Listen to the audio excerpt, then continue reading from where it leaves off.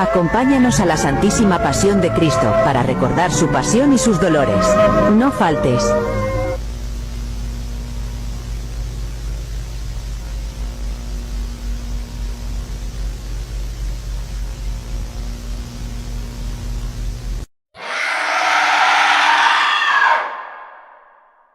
Mi bisabuelo no era buena persona, ni de cerca.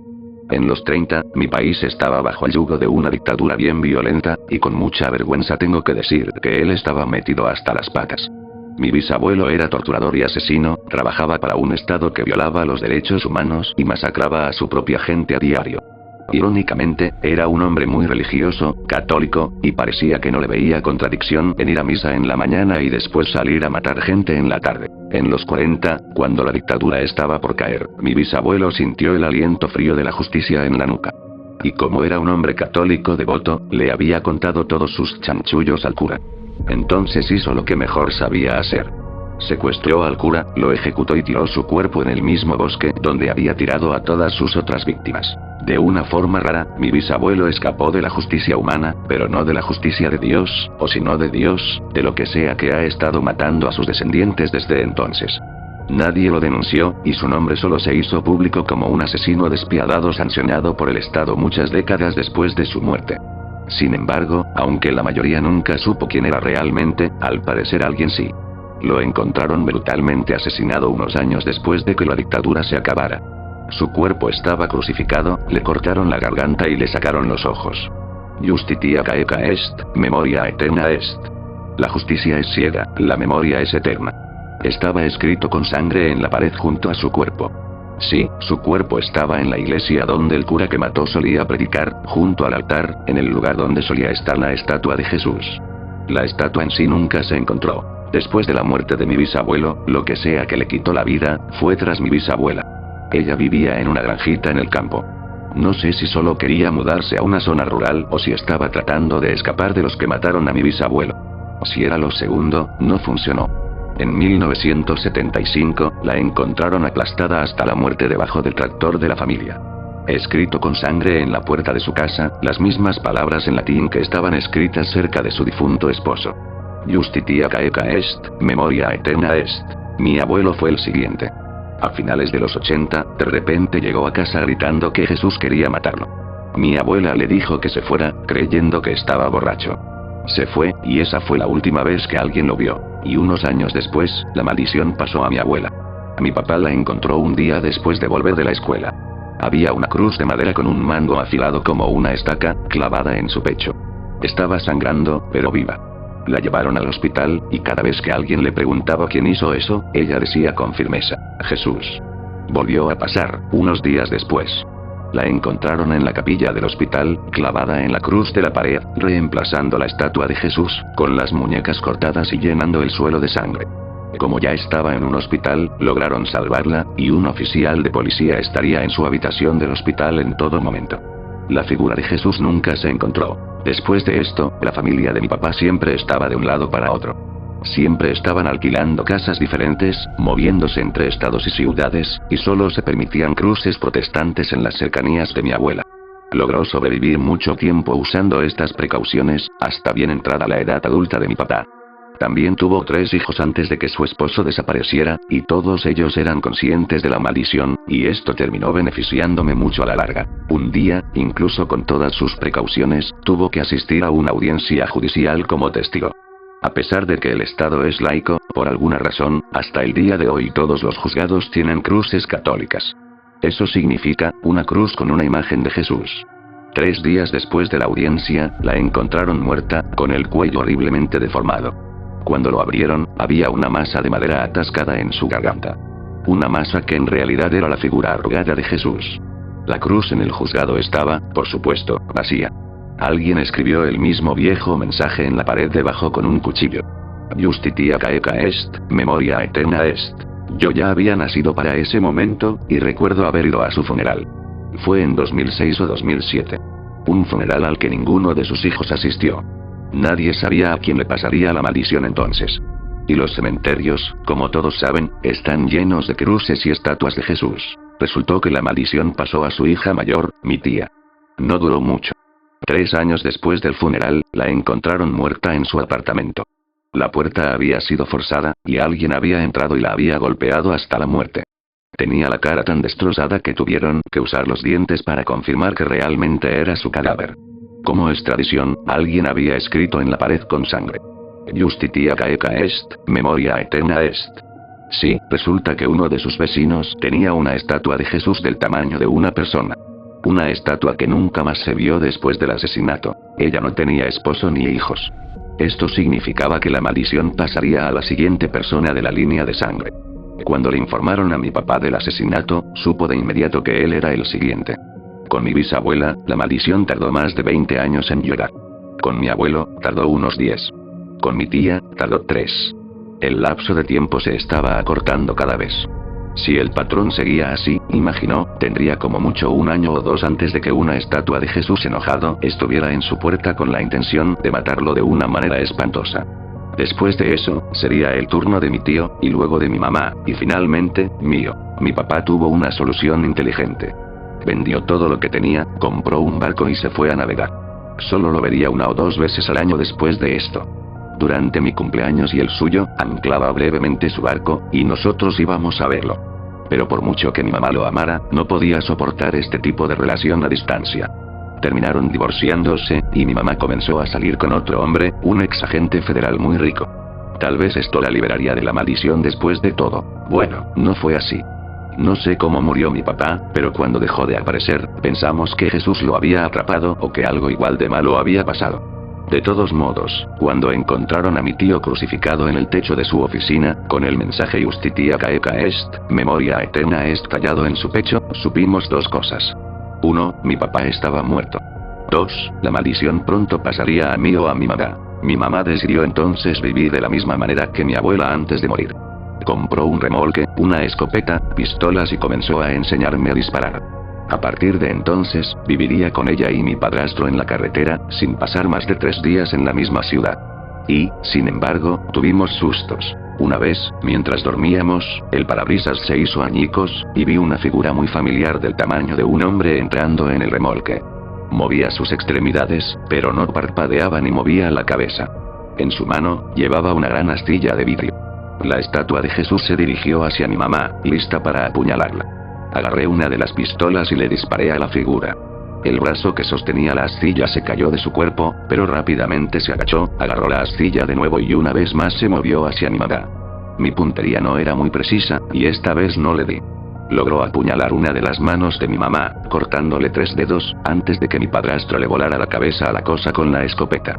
Luego agarramos las extremidades y los pedazos, que aún se contorsionaban y lo quemamos todo. También hubo otra vez que estuvimos aún más cerca de morir. Mi padrastro conducía el remolque, cuando de la nada, un camión fuera de control vino a gran velocidad detrás de nosotros, casi chocando contra nuestra parte trasera. Padrastro patinó rápidamente, casi volcando el remolque. Por unos centímetros, evitamos que el camión destrozara nuestro vehículo. El camión chocó violentamente contra un coche que estaba delante de nosotros en la carretera, provocando una explosión, y el choque provocó que mucho aceite en llamas se extendiera por la carretera.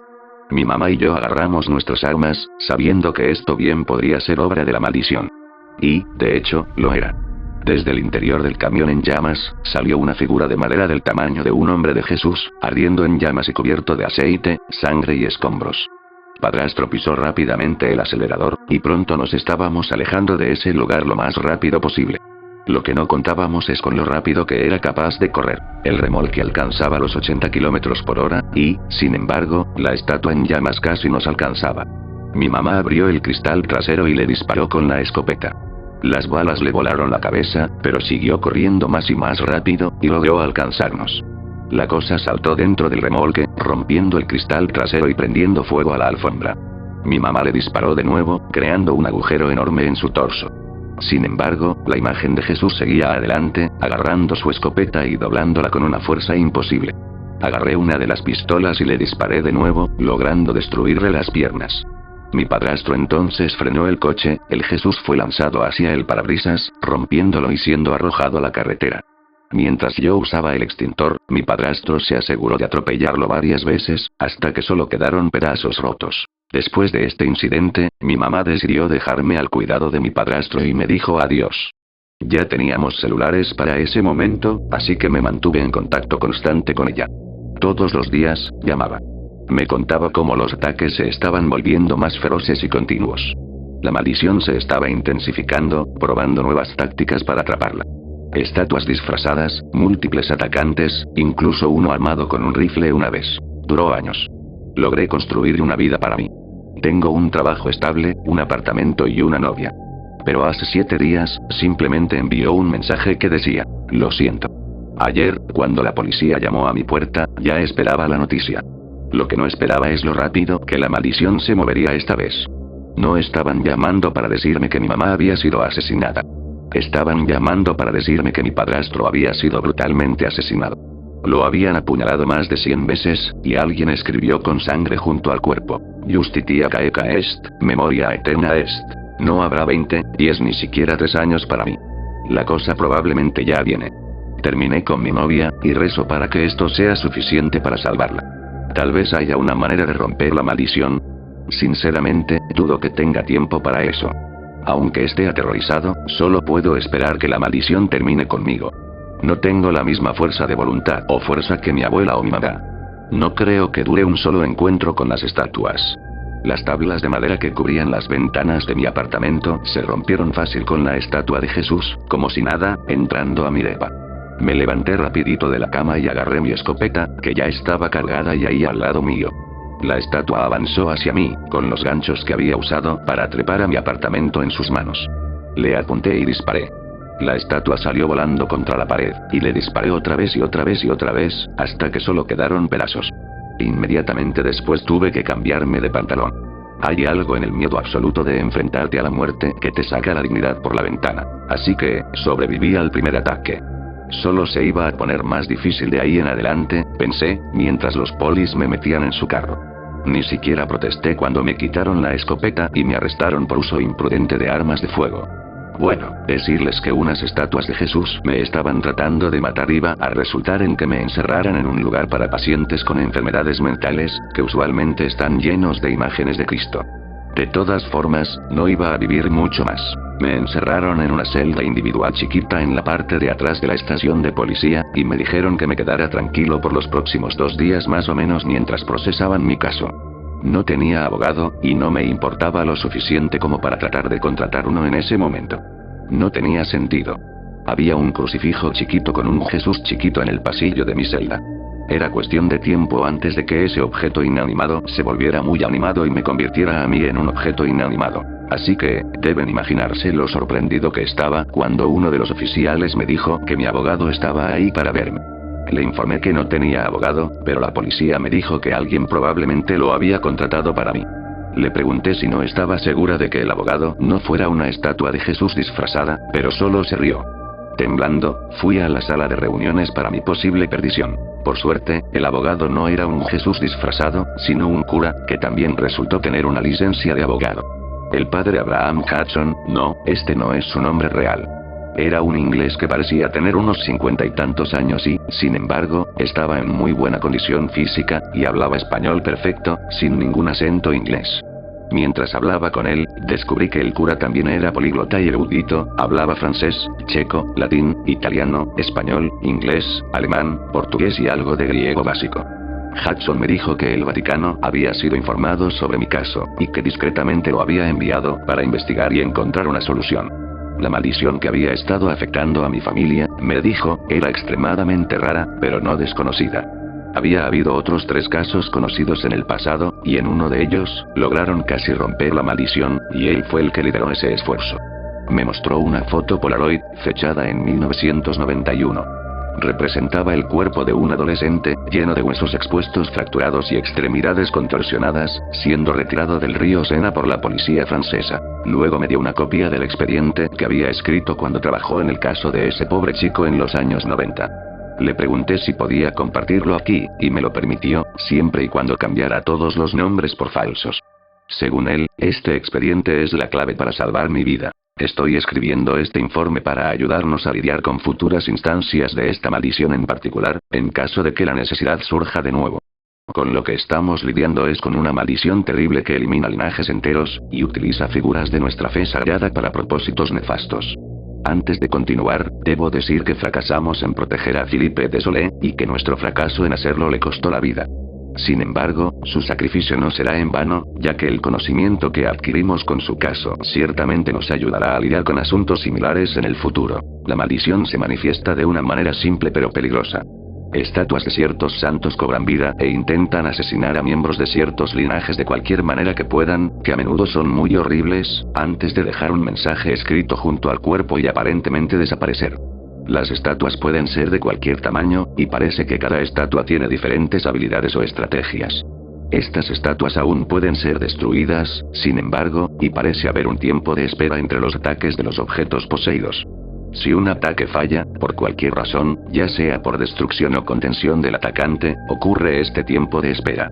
Puede variar de 2 días a 1 mes, o años, en las primeras etapas de la maldición. Antes de llegar a Philippe Desolé, debemos discutir los informes sobre esta maldición que vinieron antes que él, que logré localizar en los archivos confidenciales del Vaticano.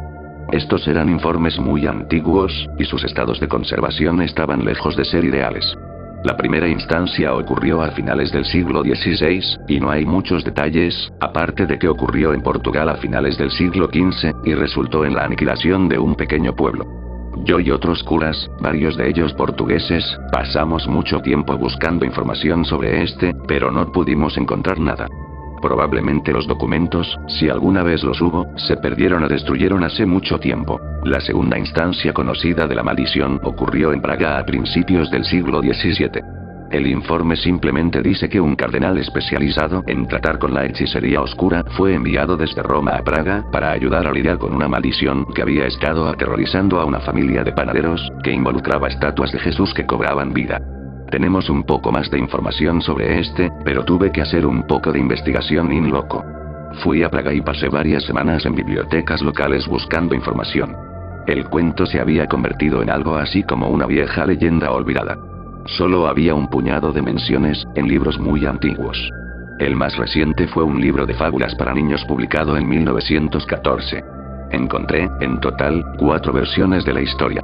Analicé todas las versiones e intenté encontrar elementos comunes, priorizando las versiones más antiguas, y con suerte podría acercarme lo más posible a la verdad al hacer esto. La maldición fue infligida a la familia de un panadero llamado Pavliek, del barrio de Novemusto. Las razones de esto no son bien conocidas, pero encontré menciones de pan de aserrín que se vendía en su establecimiento, aunque es improbable que alguien fuera maldecido a un destino tan duro por esto. Pavliek fue encontrado asado en su propio horno, y alguien escribió en la pared de la panadería Fata Hereticorum, el destino de los herejes. Notablemente, una notoria estatua de piedra de Jesús que residía en la plaza junto a su panadería desapareció, y testigos presenciales afirmaron que vieron la estatua entrando en la panadería alrededor de la hora de cierre. Es mi teoría personal que podría ser protestante, lo que podría ser la razón por la que fue maldecido, ya que el protestantismo estaba en auge en ese momento, pero fue extremadamente rechazado por la dinastía de los Habsburgo, pero esto es solo una teoría religiosa. Independientemente, Pavliek fue la primera víctima de la maldición en ese momento, pero no la última. El hijo de Pavliek se hizo cargo de su panadería. Es decir, hasta unos 15 años después, cuando fue encontrado muerto en la panadería. Las fuentes difieren sobre cómo exactamente fue asesinado. Algunos dicen que simplemente fue encontrado estrangulado con un rosario dentro de su panadería, otros que también fue descuartizado con un cuchillo. Independientemente, la nueva estatua de Jesús, que fue instalada después de que la primera desapareciera, también se perdió. Luego, los Pavlieks trasladaron su panadería a otro barrio, creyendo que era la ubicación de su tienda, y no la familia misma, la que estaba maldita. Trasladaron su panadería al barrio de Staremsto, pero la calle a la que supuestamente se mudaron, Podnikova Sesta, parece que ya no existe, ya que no encontré ningún registro de ella. Allí, los Pavlieks descubrirían que no era su antigua panadería la que estaba maldita, sino su familia. 7 años después del asesinato anterior, la viuda del último panadero fue encontrada brutalmente asesinada en una iglesia local. La estatua de Jesús había desaparecido, y la pobre mujer había sido clavada en el crucifijo de la pared. Una de mis fuentes afirma que también había sido decapitada y su cabeza expuesta en el altar de la iglesia, pero las otras no confirman esta información. Lo que todas las fuentes sí acuerdan es que Fata Hereticorum había sido tallado en su pecho. La estatua de Jesús de esa iglesia no estaba por ninguna parte. En este punto, la familia acudió a una iglesia local y suplicó ayuda. La gente los había estado evitando, temiendo ser maldecidos también, y su negocio se estaba ahogando en deudas, ya que nadie quería venderles trigo o carne, y nadie quería comprar nada de la familia maldita. El arzobispo le pidió al Vaticano que enviara a un especialista en romper maldiciones, y el Vaticano envió a un cardenal. Aunque no se confirma nada más, de hecho hay una carta en los archivos del Vaticano del arzobispo de Praga solicitando ayuda para lidiar con una maldición de estatuas que aflige a una familia, por lo que, incluso si no podemos verificar la veracidad de la mayor parte de la historia, sí sabemos al menos que la llamada de ayuda existió. Ahora, el final de la historia se vuelve confuso, y no sabemos con certeza qué sucedió. Las fuentes más nuevas afirman que el cura del Vaticano pudo salvar a la familia, pasando 7 días y 7 noches en un ritual de exorcismo, que le costó un ojo. Ningún otro miembro de la familia pereció a manos de una estatua de Jesús, pero estaban tan traumatizados por todos los eventos que decidieron abandonar la ciudad, y nadie los volvió a ver desde entonces. En mi opinión personal, este final es probablemente falso, ya que estoy seguro de que el cardenal escribiría un informe detallado si de hecho hubiera perdido un ojo en un exorcismo. La agresión contra los curas durante los ritos de exorcismo es algo común, pero casi nunca en tal medida. El final de los Pavliks, según las fuentes más antiguas, fue un poco más trágico. Incluso antes de que el cardenal llegara a Praga, otra estatua de Jesús cobró vida y asesinó brutalmente a otro miembro de los Pavliek, esta vez por defenestración. La población entonces decidió que los Pavlieks no solo estaban malditos, sino que estaban infectando a la ciudad con el mal, y luego lincharon a la familia y quemaron su casa y panadería. Lamentablemente, creo que esto es mucho más probable, y la razón por la que el Vaticano no tiene más informes sobre este caso, reflexionó, es porque no quedaba nadie allí para salvar, ya que los Pavlieks habían sido asesinados. En el caso de Philippe de Solé, pude observar el caso en persona. La razón por la que pasé semanas en Praga, fue porque quería salvarlo estudiando las iteraciones anteriores de la maldición. Sin embargo, incluso si no pude salvarlo, tengo razones para creer que estuve muy cerca de hacerlo. El antepasado de Solé, Jean-Michel de Solé, fue uno de los principales lugartenientes de Jean-Baptiste Carrier durante el apogeo del reinado del terror de la Revolución Francesa. Fue personalmente responsable de reunir a curas y monjas católicos, y a cualquiera sospechoso de ayudar a la insurrección vendée-promonárquica, o incluso relacionado con alguien que se rebeló. Estas personas fueron posteriormente ahogadas en masa en el río Loira, fusiladas o guillotinadas. Según los informes, Jean-Michel y sus hombres también cometieron pecados extremadamente deplorables contra las prisioneras. Después de la caída de Robespierre, Jean-Michel de Solé fue juzgado junto con Carrier por crímenes de guerra, y guillotinado. Temiendo represalias, su familia se mudó de Francia y solo regresó durante los últimos años del reinado de Napoleón. Aparentemente, una de las razones que los hizo regresar a París fue cuando, alrededor de 1813, uno de los miembros de su familia fue encontrado brutalmente asesinado en la ciudad en la que vivían actualmente, pero no pude encontrar muchos detalles sobre esta muerte. Luego, en 1821, otro miembro de los de Solés fue encontrado muerto. En este caso, pude localizar el informe original en los archivos de la Prefectura de Policía de París.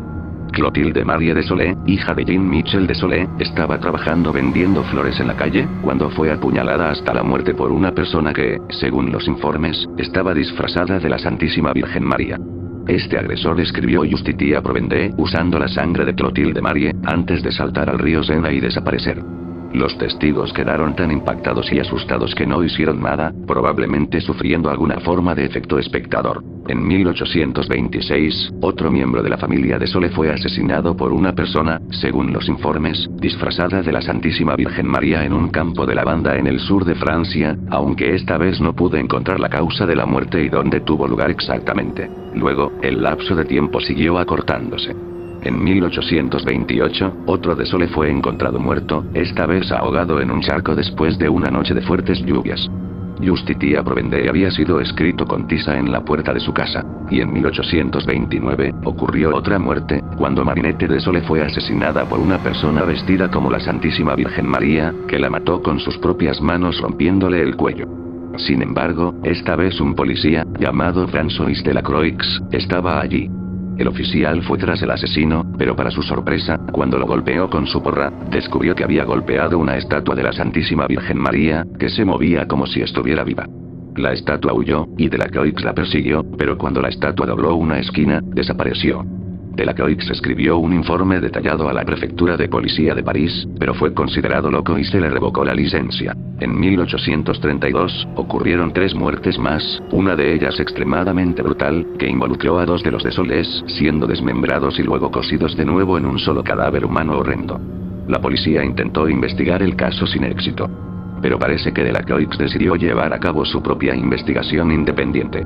La mayor parte de la información sobre Jean-Michel Desolé se había perdido después de que una turba enfurecida invadió la Convención Nacional y robó o quemó los archivos relacionados con el juicio de los Desolés en la insurrección del 12 de Germinal, en 1795. La información que reuní sobre Desolé como lugarteniente de Carrier y participante en las atrocidades de Vendée fue en realidad descubierta por Delacroix después de que entrevistó a personas que habían vivido esos tiempos turbulentos. El hecho es que la familia Desolé, que era muy numerosa, ya que Jean-Michel tuvo 13 hijos, y cada uno de estos hijos terminaría teniendo al menos un hijo, no sabía la participación de su antepasado con el reinado del terror. Esta información había sido ocultada por la difunta esposa de Jean-Michel Desolé, que también fue probablemente la primera víctima de la maldición. Luego, Delacroix, que en el transcurso de su investigación se involucró románticamente con un miembro de la familia Desolé, y temía que él mismo fuera ahora una posible víctima, envió cartas a la iglesia pidiendo ayuda. La iglesia envió a un exorcista italiano, a quien Delacroix simplemente identifica como el padre Giuseppe, para ayudar a resolver la maldición. Después de varios intentos fallidos de exorcismo, y 4 muertes más violentas, el padre Giuseppe encontró una manera de salvar a la familia. Una vez al año, la familia tendría que visitar el lugar donde los restos de su despreciable antepasado habían sido enterrados, y disculparse. Lograron llegar allí y hacerlo, pero durante este viaje, la maldición golpeó como nunca antes, y 5 miembros de la familia fueron asesinados en el lapso de una semana. Después de la disculpa, sin embargo, los asesinatos se detuvieron. El propio Delacroix fue asesinado, pero su ahora viuda conservó su diario. Se guardó en el sótano de los Desolé. Avanzando rápidamente a la década de 1970, por alguna razón, los Desolés dejaron de hacer el ritual de visitar el río Loira. La mayor parte de la información en esta parte proviene de entrevistas que realicé con Philippe Desolé. Tal vez después de las protestas de mayo del 68, la familia decidió que era una tradición anticuada derivada de una leyenda olvidada. Independientemente, cuando descubrí cómo detener la maldición, Philippe ya estaba muerto. En 1977, Jeanne Desolé, la abuela de Philippe, fue encontrada colgada del techo. Había sido brutalmente mutilada, y la estatua escribió Justitia pro Vendée en el suelo entre sus restos. Luego, en 1985, Maurice Desolé, el padre de Philippe, fue encontrado muerto congelado. Había sido metido dentro del congelador de la familia, y la puerta había sido encadenada. La frase Justitia pro Vendée había sido escrita con tiza en el congelador, y en 1989, Christine Desolé, madre de Philippe, fue encontrada decapitada en su cama. La frase Justitia pro Vendée había sido escrita con su sangre en la pared sobre su cama. Hasta ese momento, Philippe y la policía estaban tratando el caso como una especie de culto asesino o asesino en serie. El caso de Issei Sagawa todavía estaba fresco en la mente de los parisinos. Cuando Philippe apenas sobrevivió a un ataque de una pequeña figura de madera de la Santísima Virgen María, acudió a la iglesia en busca de ayuda. En ese momento, yo estaba estudiando materias no relacionadas en el Instituto Católico de París, y uno de mis superiores me envió a ayudar a Desolé.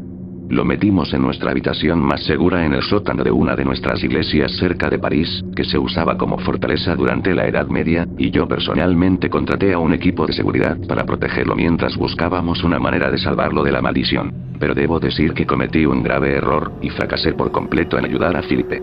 Fui a Portugal y luego a Praga, y pasé meses buscando formas de salvarlo mirando al pasado. Me concentré tanto en el pasado que no vi lo que estaba justo frente a mí todo el tiempo. Después de pasar 2 meses, sobreviviendo a ataques de estatuas locas de la Santísima Virgen María, incluidos algunos momentos muy cercanos, Philippe decidió regresar a casa y morir con dignidad. Me había dado una llave de su casa, para que pudiera buscar pistas. Pero no lo hice. Creía que su familia difícilmente tendría algo que pudiera ayudarme. Y cuando regresé y finalmente miré alrededor de su casa y encontré el diario, ya había sido asesinado. Cuando terminé de leer el informe, miré al padre Abraham Hudson y le di las gracias. Ahora sabía lo que tenía que hacer y a dónde tenía que ir. Solo necesitaba esperar 2 días más, y sería libre de hacerlo. Los diarios de Delacroix decían que cuando la familia Desolé fue a pedir perdón en el río Loira, la maldición golpeó como nunca antes.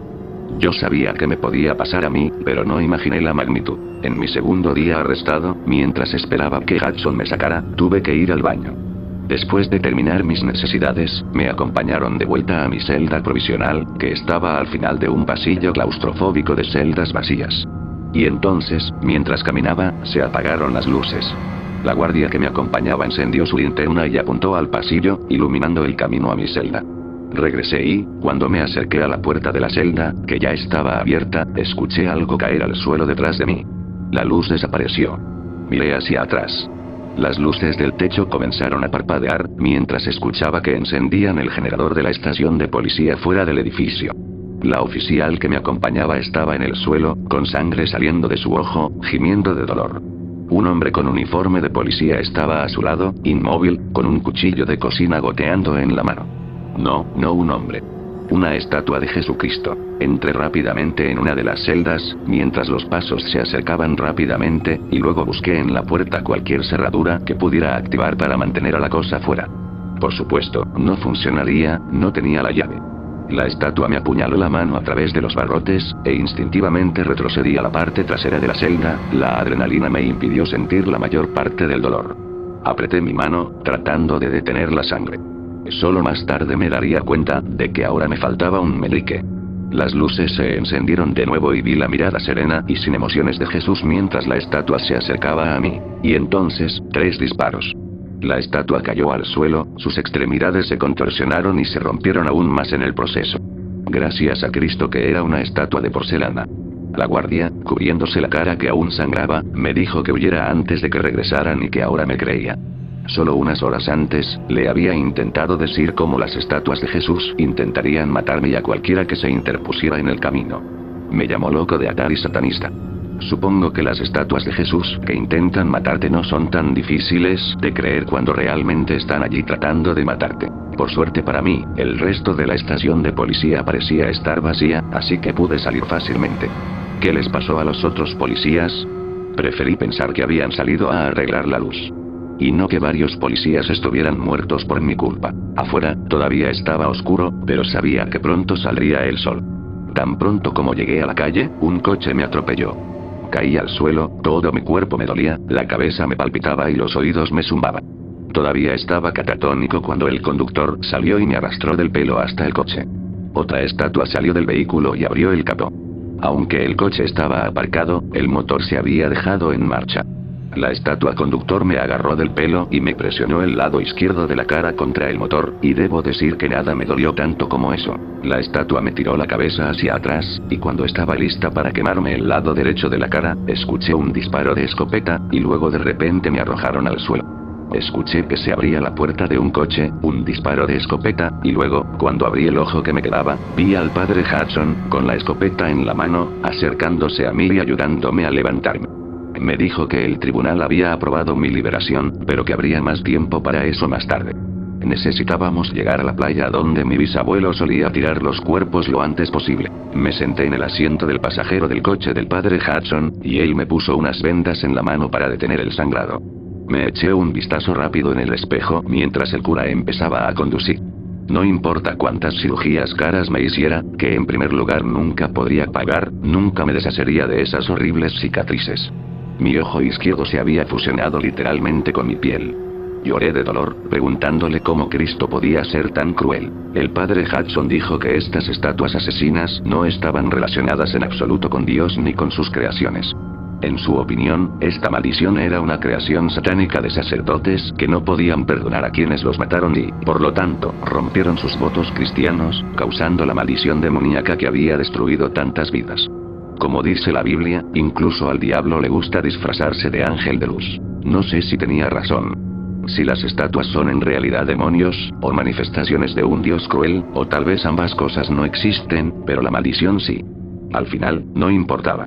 Lo que importaba es que necesitaba afrontar los errores del pasado de mi linaje y enmendarlos. De repente, noté una camioneta que seguía al coche y ganaba velocidad. Hudson empezó a ir más rápido en respuesta.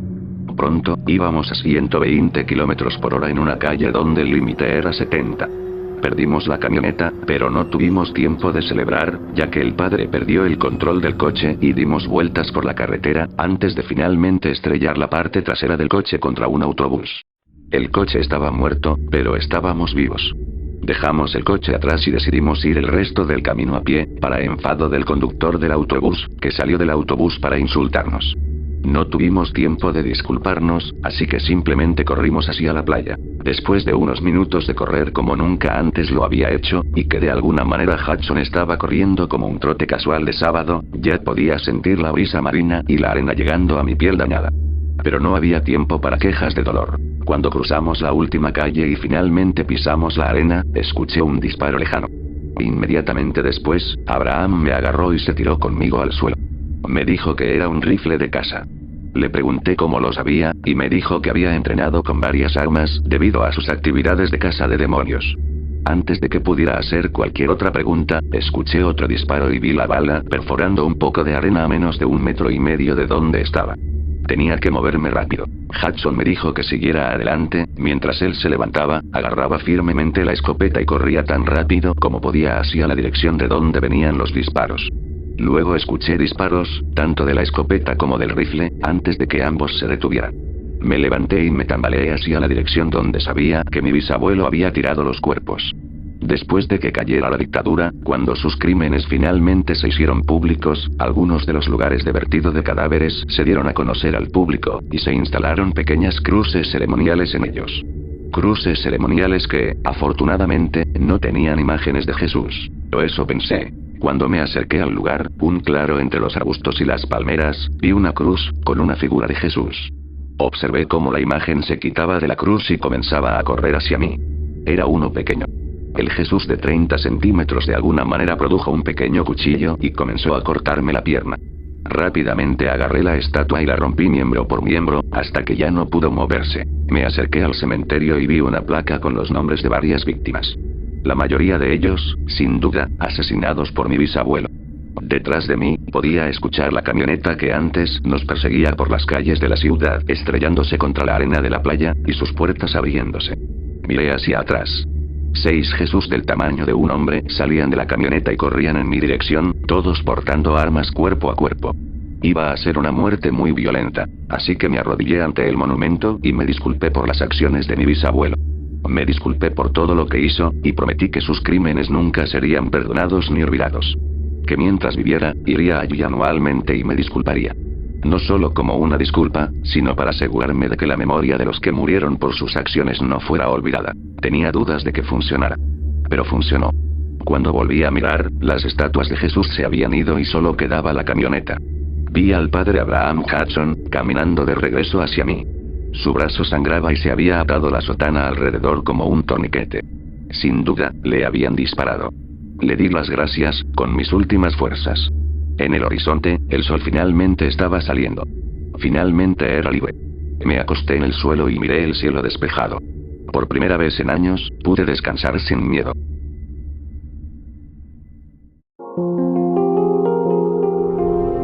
Hace unos años decidí dejar el sacerdocio.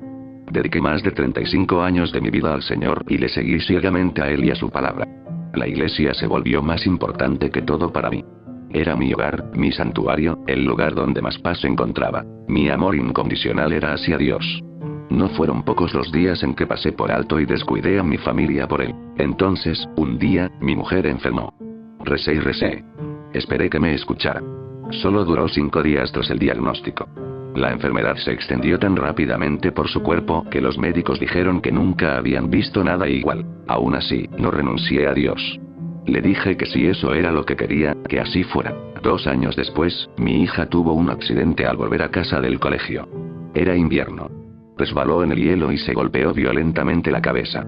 Falleció 2 horas después en el hospital. Sentía que nada tenía sentido ya. Sentía que estaba siendo sometido a pruebas retorcidas, y algo monstruoso fue acumulándose dentro de mí. Empecé a dudar no solo de Dios, sino de su propia existencia. ¿Qué clase de Dios despiadado, miserable y sin rostro permitiría que algo así ocurriera? ¿Qué clase de monstruo con poder sobre todo permitiría que 2 almas inocentes y hermosas fueran arrebatadas de esa manera? Recuerdo gritar al cielo cuando perdí toda la compostura. Nunca te pedí nada. Fui un soldado fiel, difundí tu palabra a todos. Sin embargo, dejaste morir a los dos amores de mi vida. ¿Por qué me los quitaste? Si estás ahí fuera, dame una señal, una respuesta, grité. Nada. Que te jodan. Eres un maldito cobarde. Grité, haciendo un gesto obsceno y arrancándome el cuello de la camisa. Ese fue mi último día como sacerdote. Predicar la palabra del Señor terminó en ese preciso instante. Me dejé llevar por la bebida. Parecía lo único lógico que podía hacer. El alcohol siempre se ha considerado el facilitador más eficaz del olvido a corto plazo, y eso era exactamente lo que quería, olvidar mi miseria aunque fuera por unas horas. Poco después me encontré consumiéndome en un bar diferente cada día. Entonces ocurrió algo indescriptible. Aprendí sobre lo más aterrador del mundo. Era un miércoles por la noche, sobre las 8. Jack, el camarero que una vez me salvó la vida tras encontrarme borracho e inconsciente en el parque, me sirvió un doble whisky con hielo. Era todo lo que me daba esa noche. No me serviría más. Dijo que no quería sentirse culpable si yo moría de cirrosis o de cualquier otra enfermedad relacionada con el alcohol. ¿Qué tal, Jack? Pregunté, sorbiendo mi bebida. No está mal, Thomas. ¿Y tú? Gemí y no dije nada. Me quedé mirando el whisky. Me pregunté por qué el alcohol tiene un efecto tan poderoso sobre nosotros. Lo bebemos sin importar cómo nos sintamos. Si estamos tristes y deprimidos, bebemos para ahogar los malos sentimientos. Si somos felices, lo bebemos para celebrar. También lo derramamos sobre la tumba de amigos fallecidos, para honrar su memoria. Un hombre irrumpió en el bar. Casi derribó las puertas. Pude sentir de inmediato que algo no encajaba en él. Me miró directamente, y vi en sus ojos un miedo que me sacudió hasta lo más profundo. Lo más curioso fue que todas las demás personas del bar parecían ignorar completamente lo que acababa de pasar. Simplemente seguían con sus conversaciones mundanas como si nada. «Quiero un vodka, por favor», le dijo a Jack, casi sin aliento. Le ignoré y seguí bebiendo mi whisky. Pero había una sensación de fatalidad inminente flotando en el aire. Ese hombre tenía algo raro. No me daba miedo él en sí, sino lo que cargaba consigo. Sentí que llevaba un peso demasiado pesado. No sabía si era culpa, miedo, tristeza o alguna otra cosa. Lo único que sabía era que lo que tenía que decir era aterrador. «Necesito hablar contigo antes de irme, padre. Está llegando pronto». «No puedo hacer nada para evitarlo», dijo, mirándome fijamente a los ojos. Parecía tan perdido, tan vacío. Derrotado, casi. «No me llames así. Dejé de ser sacerdote hace mucho tiempo». «¿Estás bien?», pregunté, viendo cómo todo su cuerpo temblaba. Su mano vibraba con violencia mientras bebía. Siguió mirándome. Sentí que el corazón se me subía por la garganta. Emanaba de ese hombre una sensación interminable de miedo profundo, desesperanza y miseria. «Lo siento, padre. Ojalá hubiera dicho o hecho algo ante la muerte de tu familia». «Simplemente no podía», dijo el extraño, rompiendo a llorar. Era Dios. Sentí escalofríos recorrerme la espalda. La ira y el miedo se apoderaron de mí, nublando mi juicio. Apreté el vaso con tanta fuerza que se rompió. «Escucha. No sé quién diablos eres ni quién te ha enviado aquí, pero te juro que te voy a dar una paliza si no te vas», dije, juzgándome al instante. Nunca había sido una persona violenta. «Jack, ¿has oído lo que acaba de decir este hombre?». «Sí». Dijo que quería un vodka. «Se lo di yo», respondió. «No, después de eso». «¿No has oído lo que dijo hace un momento?». Insistí. Jack simplemente me miró confundido, arqueando una ceja. Aquello se estaba volviendo muy extraño. O todos me estaban tomando el pelo, o yo no tenía ni idea de lo que estaba pasando. «Solo tú puedes oír todo lo que digo. Ahora, ¿me crees o no?». «Soy el hombre». Entonces me agarró la muñeca y apretó con fuerza. Vi una tierra en llamas donde criaturas desconocidas para mí se atacaban entre sí y morían de forma espantosa. Se arrancaban los ojos mutuamente. Se devoraban los unos a los otros. Carne y sangre volaban por el aire, decorando de forma mórbida una tierra que antes debió de ser hermosa. Parecía un cuadro grotesco. Escuché un grito metálico en algún lugar lejano. Estaba paralizado de terror. Incapaz de moverme, miré al hombre a los ojos y grité, cayendo de la silla. Su agarre me dejó una quemadura circular en la muñeca. «Jack. ¿Qué pasa?», exclamé. «Perdiste el equilibrio y caíste, Thomas. Ten más cuidado la próxima vez», dijo él. Aquello no podía estar pasando. Escaneé la sala un instante. Todos actuaban como si simplemente me hubiera caído de la silla. Como si estuviera borracho. «Thomas, lo siento todo. Ojalá hubiera sido diferente. Lo que tengo que decirte es muy importante. Por favor, no queda mucho tiempo». Vienen, dijo el hombre. Asentí. Me resultaba imposible de creer, y sin embargo, después de todos estos años y de todo lo que había pasado, Dios había venido a mí. Sentía que el miedo me taponaba las arterias. Me sentía como una bomba a punto de explotar. El cielo arde. Está casi muerto. Pronto será borrado de la existencia. No creo que nada pueda salvarlo, dijo. Yo solo le miraba, atónito. Me lo contó todo, y lo que aprendí me perseguirá el resto de mi vida. Cuando creó el cielo, lo ocultó. Sabía que existían más dioses. Algunos eran buenos. Con ellos podría haber encontrado aliados. Otros eran tan malvados, tan diabólicos, que podían aniquilarle a él y al cielo en cuestión de segundos. Por eso camufló el cielo, el infierno y nuestro planeta, como medida de precaución. Me dijo que el cielo era un paraíso. Las almas de nuestros seres queridos fallecidos, aquellos que no hicieron más que el bien en esta vida, podían ascender allí en el más allá. Los ángeles no eran como todos los imaginamos. Tenían un aspecto diferente. Dios los creó de una forma que infundía el mayor temor posible en sus enemigos durante el combate. Y hubo muchas batallas a lo largo del tiempo. Contra dioses menores, contra el diablo. El cielo siempre ganaba, sin lugar a dudas. Pero no esta vez. Lo que se avecinaba era absolutamente aterrador, incluso para Dios. Logré esconder cada alma desde el cielo hasta otro lugar que he creado. Nunca lo supiste porque yo nunca lo permití. Un cielo más pequeño. El santuario infinito, dijo. Me quedé atónito. Quise preguntar algo, pero me interrumpió antes de que pudiera. Sí. Tu hija y tu esposa están a salvo, me aseguró. También me contó que había creado una cantidad infinita de nuevos ángeles, sus soldados más poderosos, los Mecha Ángeles. Los usaré contra estos seres malignos. Contra los gritones, dijo con voz temblorosa. Un día, un grito ensordecedor resonó por todo el cielo. Ocurrió hace unos años, según la forma humana de medir el tiempo. Allí arriba, fueron apenas unos minutos. El grito mató instantáneamente a algunos ángeles, reduciéndolos a cenizas. Los que estaban en las filas intentaron luchar, pero pronto también cayeron. Dios logró salvar las almas de los difuntos y a algunos ángeles, arcángeles y santos, ocultándolos a todos en el santuario infinito. Me dijo que incluso barajó la posibilidad de perdonar a Lucifer y pedirle que se uniera a la lucha. Pero ya era demasiado tarde. Antes de llegar al cielo, los gritones habían destruido el infierno. El diablo no estaba muerto, había desaparecido. Dios intentó encontrarle, pero no lo consiguió. El cielo estaba casi perdido. Lo abandonó un momento para poder salvar lo poco que quedaba. Me dijo que incluso logró, justo a tiempo, trasladar el árbol de la vida del cielo al santuario infinito. Si el árbol era destruido, todo acabaría. Dios, el cielo, la humanidad y nuestro planeta. Se detuvo y suspiró. Cuando me fui, vi sus siluetas. Altos y delgados, penetrantes, gritando hacia el cielo y matando a mi hermosa creación, a mis hijos. Era aterrador de contemplar. Thomas, nunca antes había sentido miedo. Era la primera vez. ¿Sabes lo horrible que se siente? Preguntó. Sí, lo sé. Ahora mismo me estás transmitiendo ese miedo. Ni siquiera pensé que existiera un miedo así, respondí. Me dio los últimos detalles sobre los gritones, y aquello me heló. Me quedé congelado en ese taburete de bar. Su rostro no era más que una boca enorme y en espiral.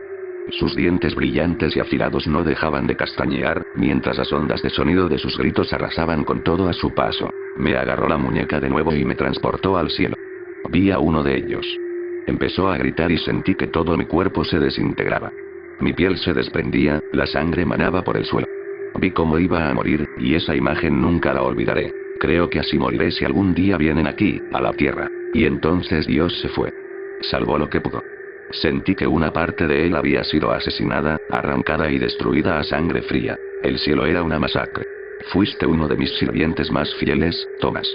Tu trabajo y tu dedicación nunca pasaron desapercibidos. Por eso te he elegido hoy, dijo. Apenas encontraba palabras para todo lo que me decía. Me quedé allí de pie, escuchándole contar la historia de cómo casi asesinaron al cielo. No podía comprenderlo del todo, pero le creía con cada fibra de mi ser. Sabes, cada oración funciona. Cuando me rezas, las palabras que dices me dan poder, me dan fuerza, me hacen más fuerte. Sois mi creación más hermosa y quiero a cada uno de vosotros. Tenéis vuestros defectos, pero no necesitáis ser perfectos. Por eso os hice así. ¿Es eso todo lo que podemos hacer para ayudar? Pregunté. Asintió y soltó un suspiro. Me dijo que ni siquiera somos conscientes de cuán poderosa es la oración. Antes de marcharse, me pidió que lo compartiera con quien pudiera. Por eso decidí escribirlo aquí. también me dijo que la guerra final contra los gritones tendría lugar en 5 días. Si empiezas a oír gritos que vienen del cielo, entonces habré fallado a todos y a todo. Tus oraciones no funcionarán, porque yo estaré muerto, dijo, justo antes de salir del bar. Estos últimos 4 días han sido agotadores. No he podido dormir, con el miedo que me produce todo lo que podría ocurrir. Donde quiera que esté Dios, todos deberíamos estar rezando. Rezad todo lo que podáis, porque este es el último día. Rezad para no oír gritos que vengan del cielo.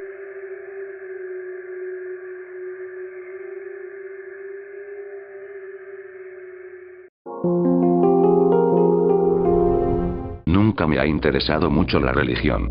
Quiero decir, es interesante y todo eso. Las viejas parábolas y las ideas filosóficas de personas que vivieron hace 2 milenios.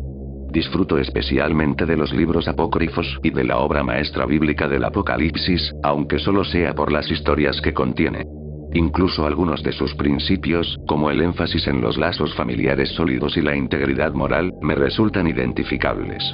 Pero en cuanto a una entidad gigantesca y omnipresente que creó todo y que al mismo tiempo nos ama incondicionalmente, observando cada uno de nuestros movimientos desde planos invisibles, no sé si eso es verdad. Todavía no sigo ninguna doctrina religiosa en particular, pero sabiendo a lo que sé ahora, bueno, digamos que el título de ateo sería algo deshonesto de mi parte. Plantar mi bandera en ese campamento contradiría todos los principios sobre los que ha estado fundada mi vida. Por más que lo intento, no puedo negar ni refutar de buena fe lo que yo mismo presencié. Llamar Dios a lo que descubrimos puede resultar impreciso con el tiempo, pero no se puede negar que encontramos algo. La ciencia se ha convertido, a veces, en una especie de institución monolítica e infalible. Una que sufre por el ostracismo de conceptos marginales que no logran romper el bloqueo del pensamiento dominante. Con demasiada frecuencia se usa como carta ganadora para negar todo lo que no encaja con la narrativa establecida. Demasiadas veces se descartan afirmaciones poco convencionales porque no existen métricas para digerirlas adecuadamente. Por mucho bien que haya traído, la ciencia no es ni será nunca un absoluto. Nada lo es. La ausencia de prueba no es prueba de ausencia. Y lo que ocurrió allá afuera, en ese laboratorio subterráneo bajo las calles de Estocolmo, es ahora un testimonio en mi vida, un recordatorio de todas las aventuras que la humanidad aún no ha emprendido.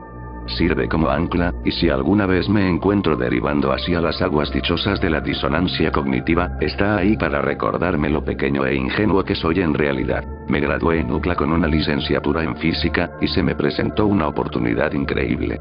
Uno de mis profesores había hablado bien de mí ante un laboratorio en Estocolmo.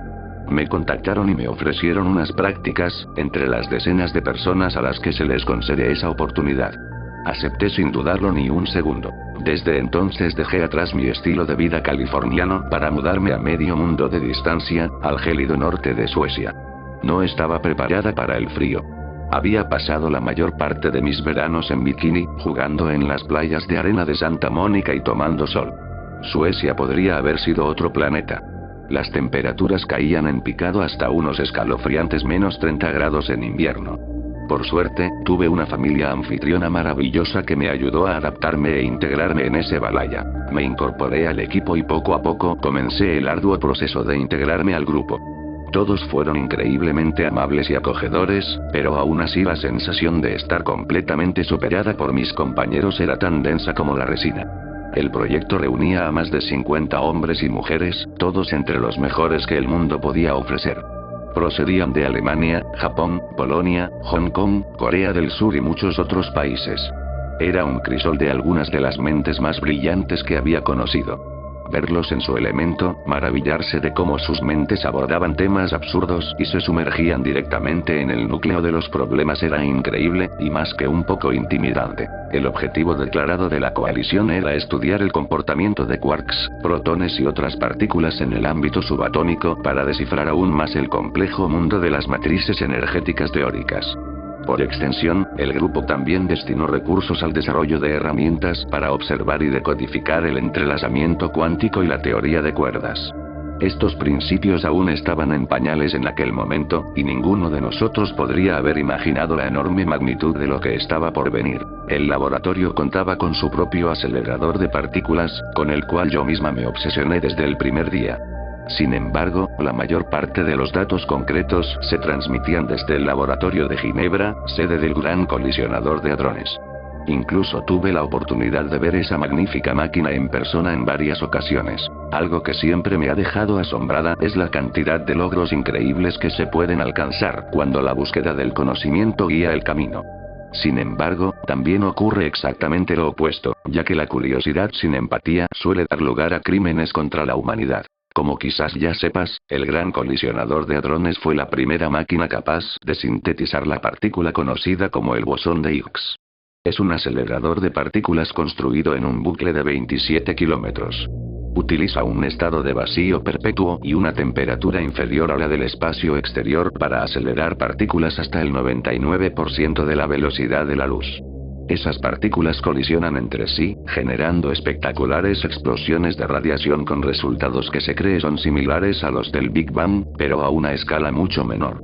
También es a través de ese proceso que se puede sintetizar el célebre bosón de Higgs. Algunos la llaman la partícula de Dios, aunque a muchos físicos no les gusta ese apodo de connotaciones omnipotentes. Sin embargo, en cierta forma es adecuado, ya que la partícula es ubicua y puede manifestarse o desmaterializarse espontáneamente mediante procesos que aún no se comprenden del todo. Es una especie de puente entre la materia y la antimateria. La entidad que une lo etéreo con lo corpóreo. Es el espacio entre la luz y la oscuridad, difícil de definir, pues en el momento exacto en que la luz termina comienza la sombra, y viceversa. Ese instante preciso de intersección es difícil de precisar, pero existe, y ese instante es el bosón de Higgs. Antes se pensaba que la materia solo podía existir en un lugar a la vez. Sin embargo, el experimento de la doble rendija realizado por nuestros predecesores demostró lo contrario. Se utilizaba un acelerador de partículas para disparar electrones hacia una de dos rendijas microscópicas. Naturalmente, se asumía que los electrones pasarían por la ranura o por la B, y cuando se los observaba directamente, esa premisa quedaba corroborada. Sin embargo, cuando se instaló una pantalla de registro para evitar la observación directa, se notó algo peculiar. Los electrones producían lo que se conoce como patrón de interferencia en la pantalla, similar a las ondas que se forman en un estanque. Esto significaba que los electrones interferían entre sí mientras pasaban por ambas rendijas a la vez, y por ninguna al mismo tiempo. Al principio se creyó que era un falso negativo, algo directamente imposible, pero miles de experimentos repetidos llegaron a la misma conclusión. Ya no quedaban dudas. La materia puede existir en más de un lugar a la vez, y la realidad se altera simplemente al observarla. El mundo de la física de partículas es extraño, y de su majestuosidad apenas hemos empezado a vislumbrar una fracción. A veces incluso requiere que suspendamos nuestra limitada comprensión humana y contemplemos cosas que escapan a nuestra capacidad de razonar.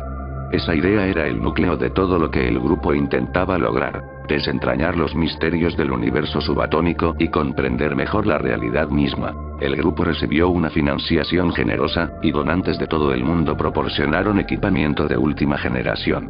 Mis compañeros y yo comenzamos a estudiar los procesos desde cero. Esto consistía principalmente en monitorear la naturaleza de las partículas y repetir el mismo proceso una y otra vez hasta el agotamiento. El progreso fue lento y los fracasos abundaron, pero no se puede construir una casa sin antes talar algunos árboles. Nos llevó años descifrar parte de la fórmula, pero finalmente aprendimos que el comportamiento de estas partículas podía predecirse bajo ciertas condiciones. También podían, en cierta medida, ser dirigidas. Programadas para evitar lugares separados al mismo tiempo, lo que les otorgaba la capacidad aparente de existir en dos lugares a la vez. En realidad, sin embargo, se trataba más bien de una transferencia de ubicación a través de rendijas microscópicas en el bosón de Higgs. Nos dimos cuenta de que no era cuestión de viajar de un punto a otro, sino de atravesar el camino en sí. A través del propio tejido del espacio. Con estímulos eléctricos y geosincronización basada en coordenadas, podíamos manipular esas partículas para transferir su ubicación en menos de un parpadeo. La máquina utilizada era primitiva comparada con versiones posteriores, pero su verdadero potencial no pasó desapercibido ni por un instante. Con el tiempo, la técnica se perfeccionó aún más, y las partículas podían transponerse a distancias cada vez mayores. Empezamos con apenas unos pocos nanómetros, pero finalmente logramos transferirlas varios metros. Fue a través de ese proceso que se trazaron por primera vez los planos para un tipo completamente nuevo de máquina. Sería una máquina como ninguna anterior. En lugar de transmitir estímulos eléctricos a través de circuitos y cables, estos se enviarían directamente de un punto a otro. Energía inalámbrica transpuesta a través del espacio. Eso mejoró enormemente las capacidades de cálculo y permitió que la máquina procesara y calculara con una velocidad muy superior a cualquier cosa vista antes. Las expectativas iniciales sobre la máquina eran, en el mejor de los casos, escépticas, pero con el tiempo la verdadera magnitud de su potencial se hizo evidente. Combinada con un procesador adecuado y una interfaz digital, pronto comenzó a descifrar cifrados y resolver ecuaciones matemáticas en una fracción del tiempo que cualquier otra máquina conocida. Pero no se detuvo ahí. Con un convertidor binario, no tardó mucho en que la fisiología humana pudiera ser analizada y convertida en anagramas y fórmulas simples. Eso le dio a la máquina la capacidad de replicar tejidos y órganos humanos a partir de células madre fetales. Con biomasa en bruto como insumo, podía fabricar un corazón o un pulmón idéntico al original, genéticamente indistinguible del ADN del donante. En una ocasión, la máquina incluso logró regenerar el brazo de un veterano de guerra amputado. La mayoría pensábamos que no funcionaría, que las terminaciones nerviosas del brazo del hombre no podrían reanimarse después de tanto tiempo. Pero tras 17 horas de cirugía, cuando vi al veterano mover sus nuevos dedos por primera vez, después del trasplante y la reanimación celular, supe que habíamos descubierto algo extraordinario. Las enfermedades podían observarse a nivel molecular y erradicarse antes de su manifestación. Un virus o cepa bacteriana podía reprogramarse genéticamente para atacarse y destruirse a sí mismo en lugar de al huésped. El VPH, el SIDA, la peste negra, el resfriado común, la faringitis estreptocócica, la gonorrea. Ninguno tenía la menor oportunidad frente al poder de la máquina. Incluso podía reprogramar el ADN humano según los parámetros deseados, eliminando cromosomas adicionales y restaurando vías neuronales para revertir enfermedades cognitivas degenerativas como la demencia y el Parkinson. Incluso condiciones prenatales como la parálisis cerebral y la microcefalia estaban en proceso de ser prácticamente erradicadas. Y no era solo material orgánico. La máquina podía tomar un bloque de carbono y alterar sus isótopos para crear carbono 14 e inducir radiactividad. Eso abrió posibilidades interesantes en cuanto a fuentes de energía, ya que la máquina demostró el potencial de generar su propio combustible. Pero hubo otro descubrimiento aún más relevante. Al modificar el número de protones o neutrones en el núcleo atómico, se alteraba el peso atómico del elemento en cuestión, convirtiéndolo en un elemento completamente distinto. La máquina tenía el poder de cambiar los bloques fundamentales del universo. Podía convertir el cobre en oro, el bromo en yodo. Creo que fue entonces cuando nos dimos cuenta por primera vez del verdadero alcance de lo que habíamos creado. Las aplicaciones de la máquina parecían infinitas. Podía escribir libros, clonar organismos vivos y alterar los mismos elementos bajo nuestros pies. Era la piedra filosofal, el santo grial y el ojo que todo lo ve en un solo y conveniente paquete. El Deus ex machina. Había nacido el primer ordenador cuántico del mundo. Una distinción importante que quisiera aclarar, a pesar de los rumores. El ordenador cuántico no era, en realidad, una inteligencia artificial. Tenía una capacidad de cálculo eones superior a la de cualquier ordenador convencional, y podía realizar casi cualquier tarea asignada, siempre que se implementaran las adaptaciones necesarias. Por esa razón, no se le permitía tomar decisiones de forma autónoma. Muchos en el grupo estaban justificadamente nerviosos ante la posibilidad de que una inteligencia artificial adquiriera conciencia de algún modo y se descontrolara con el poder de la manipulación cuántica. Realmente no teníamos idea de a dónde nos llevaría nuestra experimentación, así que desde el principio se tomó la decisión de evitar que pensara por sí solo y se convirtiera en una especie de Skynet con capacidad cuántica. El ordenador era una herramienta de trabajo, feliz de ejecutar cualquier tarea que se le asignara, pero éramos nosotros quienes llevábamos las riendas. Fue entonces cuando empezaron los problemas burocráticos. Muchos donantes del proyecto, e incluso algunos compañeros de equipo, tenían sus propias ideas sobre cómo aprovechar mejor la máquina. Cada nación implicada la quería para sí y tenía su propia visión sobre cómo implementar sus capacidades. Varios miembros de la coalición acabaron abandonando el proyecto o siendo despedidos de inmediato, prometiendo regresar con un batallón de abogados. Incluso un hombre fue sorprendido intentando sacar datos del laboratorio y detenido a la espera de juicio. El supervisor que dirigía el proyecto también fue relevado de su cargo. En su lugar, el Dr. Henrik Lundgren asumió el puesto de director de operaciones. El Dr. Lundgren es un querido amigo y una mente brillante. Eso es lo que hace que su destino pese tanto en mi corazón. Es una tragedia lo que le ocurrió, aunque no voy a pretender que él no tuvo responsabilidad en avivar las llamas. Lundgren logró calmar al grupo y unificar a una facción dividida de investigadores con agendas propias. Tomó la decisión ejecutiva de mantener el ordenador en manos del equipo internacional y continuar estudiándolo para proseguir con el análisis de datos y su eventual replicación. Quienes no acataban las normas eran despedidos, o retirados físicamente cuando hacía falta. Lundgren había trabajado durante años en el desarrollo de las capacidades virtuales de la máquina y decidió que lo más conveniente era invertir aún más en esa dirección. El desarrollo llevó meses, pero pronto estuvo en funcionamiento un programa completamente operativo, similar a los Sims. La simulación fue modelada como una copia exacta de nuestro propio mundo y contenía todos sus elementos coordinados en su interior, todas las personas, los animales y las naciones. Luego se desarrollaron dispositivos de control aumentado para permitirnos contemplar de primera mano lo que el ordenador había creado. La simulación era tan vívida que nadie podía percibir que estaba dentro de ella. Los sujetos de prueba fueron expuestos a sus propios seres queridos dentro del programa y no pudieron distinguirlos de sus contrapartes reales. Yo misma lo probé un par de veces. Me conectaba al monitor mediante una interfaz neural cortical, y mi mente quedaba proyectada dentro de la simulación. Despertaba con la luz del sol filtrándose a través de mis persianas y el sonido de los automóviles afuera. A mi alrededor, en las paredes, había pósteres de Harry Potter, JoJo's Bizarre Adventure y los expedientes secretos de Simo, entre muchos otros. Reconocí de inmediato dónde estaba. Era la casa de mi infancia, un complejo de apartamentos en Sacramento. La simulación era tan detallada que incluso estaba mi vieja muñeca Ann, raída y sin un ojo. Mis padres estaban allí y se comportaban exactamente como lo habrían hecho en la vida real. Mi padre incluso hacía chistes nuevos y cursis que encajaban perfectamente con su personalidad. Pero no era un recuerdo, era un escenario completamente nuevo, creado a partir de mi mente en conjunción con la simulación cuántica. Mis padres han fallecido en la vida real, y poder pasar tiempo con ellos de nuevo fue indescriptible.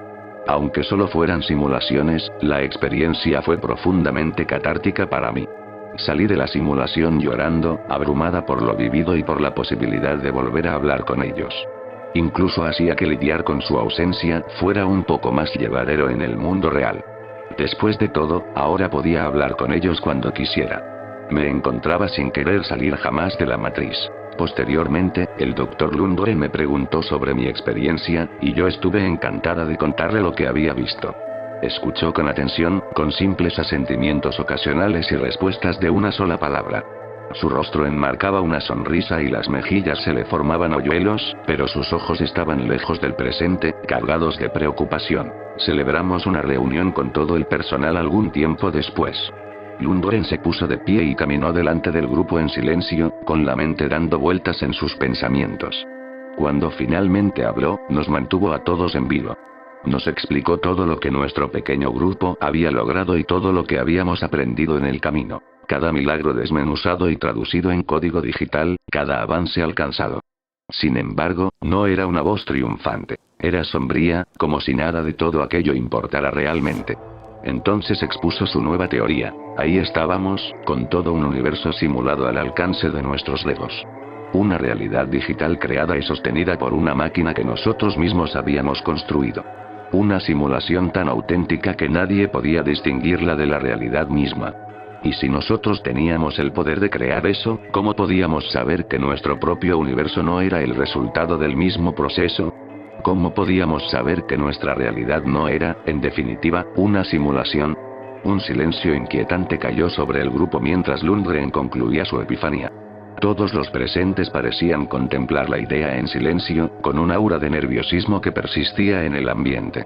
No se dijo mucho después de eso, pero no hacía falta.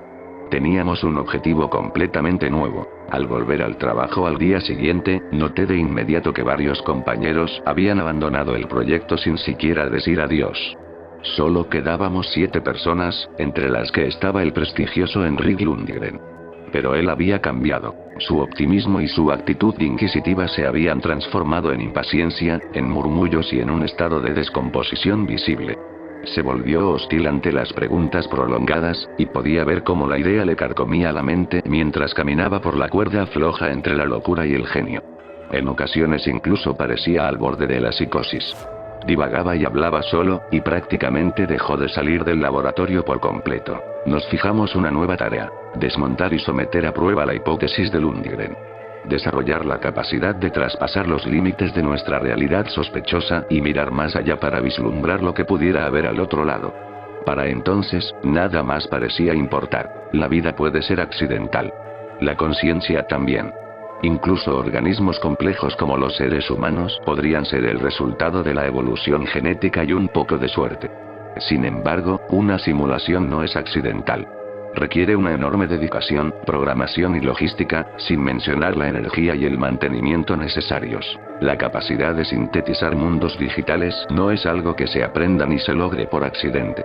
Se necesitan tiempo, recursos e inteligencia solo para intentarlo, y aún así no hay garantía de éxito.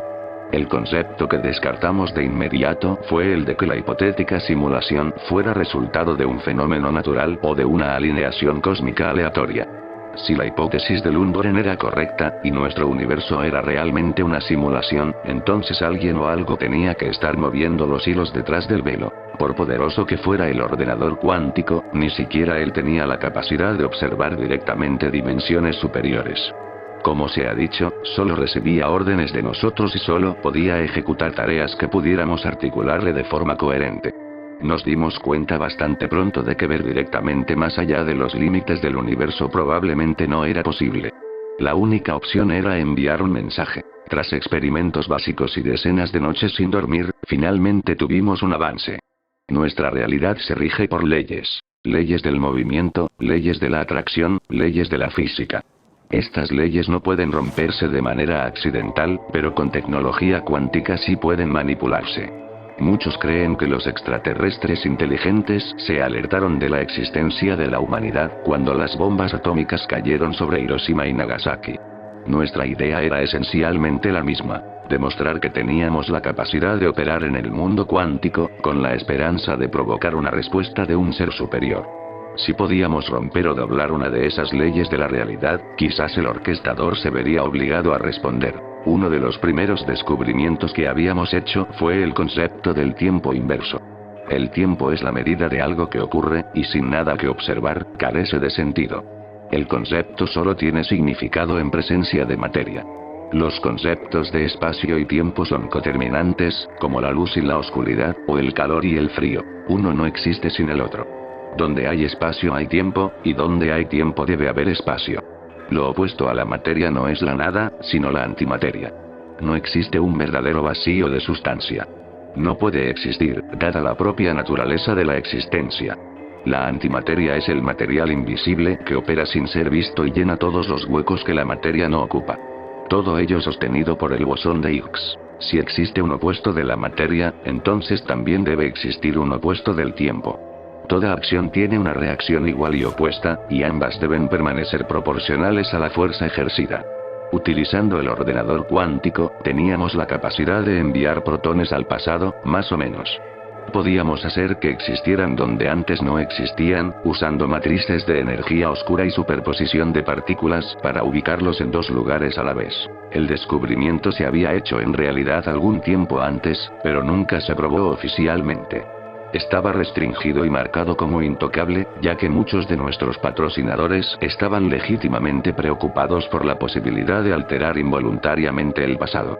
Hacerlo podría desencadenar un efecto mariposa y causar estragos en el presente. Se nos prohibió terminantemente experimentar con el tiempo inverso, pero ahora teníamos una razón legítima para hacerlo. Nos costó convencerlos, pero finalmente lo logramos al prometer revelar el mayor descubrimiento hasta la fecha. Se establecieron los parámetros en el ordenador y el laboratorio se preparó para la operación. Una sola semilla de Dianthus caryopyrus fue colocada en un recipiente transparente reforzado en el centro de la sala. El ejemplar descansaba sobre papel de resina húmedo, y varios pequeños zarcillos verdes habían brotado de su cáscara. La idea era revertir el metabolismo del sujeto de prueba y hacerlo retroceder rápidamente a un estado cigoto. La semilla sería dirigida para realizar su ciclo vital al revés, contradiciendo así el flujo natural hacia adelante de la vida y el tiempo. Los parámetros estuvieron listos y Lundgren se quedó junto a la máquina. Nos miró a cada uno individualmente con un gesto adusto y un brillo nervioso en los ojos. Me miró a mí al final, y yo asentí. Lundgren respiró hondo, se ajustó los lentes y activó el interruptor. De inmediato, los zarcillos dentro de la semilla comenzaron a retraerse. Desaparecieron dentro de la cáscara poco después, y la semilla se encogió hasta el punto en que dejó de ser visible. El ordenador nos notificó que la tarea se había completado, y el silencio cayó sobre el grupo. Nos quedamos así varios segundos, hasta que una alarma del ordenador llamó nuestra atención. Una serie de luces parpadeantes y sirenas comenzó a sonar estridentemente, indicando algún tipo de error. De repente, la semilla reapareció y empezó a crecer a un ritmo imposible. Una masa de zarcillos verdes retorciéndose brotó de la cáscara y presionó con fuerza contra las paredes del recipiente en cuestión de segundos. Se hinchó por dentro y la cámara se rompió violentamente un momento después, catapultando fragmentos de vidrio por toda la sala. Logré apartarme justo a tiempo, pero los demás del grupo no tuvieron tanta suerte. Un hombre, Reginald Diabet, fue alcanzado por un fragmento en el cuello. El trozo le cortó la garganta, provocando que un rojo carmesí brotara de la herida. Se desplomó en el suelo mientras otros corrían en su ayuda. Antes de que pudiéramos llegar a él, los apéndices serpenteantes e hinchados de la semilla lo atraparon, deslizándose alrededor de su cuello y su abdomen. Diabet gorgoteó, y el terror llenó sus ojos al sentir cómo las raíces verdes comenzaban a oprimirle. Observé, sin palabras, cómo la herida de Diabet se sellaba. Su cabello gris se tornó castaño oscuro. Las arrugas de su frente y las bolsas bajo sus ojos se disolvieron en su piel en cuestión de segundos. Las manchas y los lunares en sus mejillas siguieron el mismo camino. Todos miramos atónitos mientras el proceso continuaba y Diabet parecía envejecer al revés. Diabet debía de tener casi 60 años, pero en cuestión de momentos parecía un joven de poco más de 30. Luego pasó a parecer un adulto joven, después un adolescente. Diabet gritó aterrorizado cuando su voz pasó de un tono grave y rasposo a un chillido agudo prepúber. Su cuerpo se encogió dentro de la ropa, y sus extremidades se retrajeron dentro del abrigo. Cuando llegamos hasta él, ya no estaba. No tuvimos tiempo de quedarnos paralizados, pues nuestro estupor fue interrumpido por una nueva sirena del ordenador, y una serie de luces parpadeantes indicaban algún tipo de problema externo. La pantalla correspondía a un sistema de seguridad diseñado para proteger el ordenador de amenazas externas. La mayoría creíamos que los cortafuegos del ordenador cuántico eran suficientes para evitar cualquier intento de intrusión, pero al parecer estábamos equivocados. Uno de mis compañeros se apresuró hacia el interruptor de apagado. Estaba a punto de accionarlo cuando Lundgren lo detuvo con un grito repentino. Lundgren se quedó de pie, con los ojos muy abiertos y la boca entreabierta, mirando fijamente el monitor principal. La pantalla de advertencia había cesado y solo quedaba una pantalla activa. En ella se mostraba una única barra de carga, rellena aproximadamente en un 20%. Eso solo podía significar una cosa: algo se estaba descargando. De inmediato dedujimos que debía de ser un virus u otro tipo de malware, una posibilidad que antes se consideraba imposible dadas las medidas de seguridad del ordenador, y sin embargo la descarga persistía. Todos los intentos de restringirla y detener su progreso resultaron inútiles. Intercambiamos miradas nerviosas, divididos entre cortar el proceso para salvar nuestra creación de una intrusión hostil, o dejar que continuara hasta el final. La decisión fue tomada finalmente por los inversores que esperaban fuera de la sala, quienes ya habían sido informados del desarrollo. Exigieron que se cortara la energía y que se salvara la máquina. El ordenador representaba una inversión colosal, y los costos de repararlo o reemplazarlo en caso de daños no se tomaban a la ligera. A regañadientes, Lundgren siguió las órdenes y ordenó el protocolo de apagado. Se ejecutó de inmediato, pero la máquina no se apagó. Continuó, de forma imposible, sin ninguna fuente directa de energía que la sustentara. El pánico comenzó a apoderarse del laboratorio y se ordenó cortar la energía de toda la instalación desde el sistema principal. Se hizo en cuestión de segundos y la sala quedó en oscuridad. La única luz que persistía era la del monitor principal, con la barra de descarga ya a la mitad. El ordenador gemía y zumbaba bajo una presión enorme mientras cientos de ventiladores se activaban para intentar enfriar al Leviatán. Nos quedamos atrás, incapaces de comprender lo que estaba ocurriendo. Sencillamente no había forma de que la máquina siguiera activa, y sin embargo lo estaba. Continuó llenando la barra de progreso, alimentada por alguna fuente externa desconocida. Sin más soluciones viables a mano, salvo la destrucción física del propio ordenador, no podíamos hacer otra cosa que esperar el resultado. La descarga terminó varios minutos después y la sala quedó completamente a oscuras. Reflexionamos un instante antes de decidir que la única opción era volver a encender el ordenador. El misterioso archivo pesaba unos impresionantes 100.000 terabytes, suficientes para llenar cientos de discos duros convencionales, aunque apenas una gota en el océano para el ordenador cuántico. Una vez que la máquina recuperó plena operatividad, un único aviso nunca antes visto llenó la pantalla. Tipo de archivo desconocido. ¿Desea ejecutar el archivo? Todos los intentos de saltarse el mensaje fracasaron. Rápidamente usamos un programa en otra pantalla para rastrear el origen del archivo, pero sin éxito. No hay forma de ocultarse de un ordenador cuántico detrás de un proxy o una VPN. Utiliza un proceso basado en algoritmos combinado con una velocidad de respuesta de pin para determinar el origen probable con una precisión del 99.999%. Estamos hablando de tiempos de respuesta medidos en millonésimas de segundo, pero para un ordenador cuántico eso es el ABC. Claro, falla una vez por cada millón de intentos, pero siempre tiene una respuesta. Esta vez, sin embargo, recibimos un mensaje nuevo. No se puede determinar el origen del archivo. Lundgren dio un paso atrás y reflexionó sobre la situación, secándose las gotas de sudor brillante que le perlaban la frente. Sin ninguna otra opción a nuestra disposición, se dio cuenta de que solo quedaba una salida. Así que dio una última orden: ábrelo. El ordenador comenzó a renderizar el archivo, proceso que tardó varios minutos en completarse. Estaba enteramente en código binario y finalmente se tradujo en un único mensaje.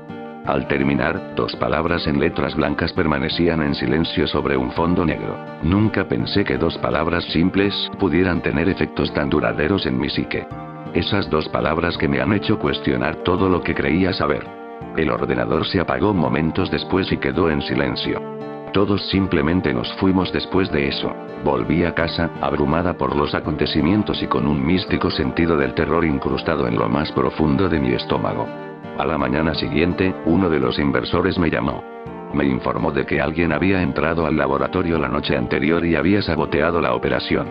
El laboratorio se incendió y quedó reducido a un montón humeante de cenizas, y el ordenador cuántico resultó dañado de manera irreparable. Quien lo hubiera hecho poseía una tarjeta de acceso y parecía conocer el proceso exacto necesario para desactivar el sistema automático de rociadores. La policía mantuvo bajo custodia a un único sospechoso. Un hombre que parecía un desastre neurótico en medio de una crisis nerviosa maníaca. Fue juzgado y condenado algún tiempo después, y declarado clínicamente incapaz. Fue ingresado en un centro de salud mental en el norte de Suecia, y es allí donde permanece hasta hoy. El nombre de ese hombre: Henrik Lundgren. Nunca he podido evaluar del todo qué fue exactamente lo que ocurrió ese día. Los sucesos me han dejado conmocionada y confundida de más maneras de las que podría enumerar. No creo que vuelva a estar completa. Simplemente no puedo estarlo. Conozco la verdad, la razón de nuestra escasa existencia. Habíamos extendido la mano mucho más allá de lo que nos correspondía, y algo respondió a nuestra llamada. Si realmente era lo que llamaríamos Dios, no puedo afirmarlo. Pero sí diré que, después de lo que vi ocurrirle a Diabek y de lo que fue de Lundgren, no se me ocurre una palabra mejor para describirlo. Creo que Dios es algo que nunca podríamos haber imaginado. Nos sostiene a todos en la palma de su mano, y con un simple movimiento de muñeca, dejaríamos de existir. No hay amor, no hay salvación. Solo existe aquello que está más allá de los márgenes de la realidad. Aquello que no tenemos ninguna esperanza de comprender. Una cosa también es segura: nos está observando, y no quiere que nos entrometamos en lo que no debemos ver. Estamos situados en medio de un océano de mares negros infinitos, y no estaba destinado a que viajáramos lejos. Ese mensaje final no podría haber sido más claro, y cada vez que me encuentro a la deriva, recuerdo esas 2 simples palabras que el ordenador cuántico transmitió en sus últimos momentos de vida: vuelve atrás.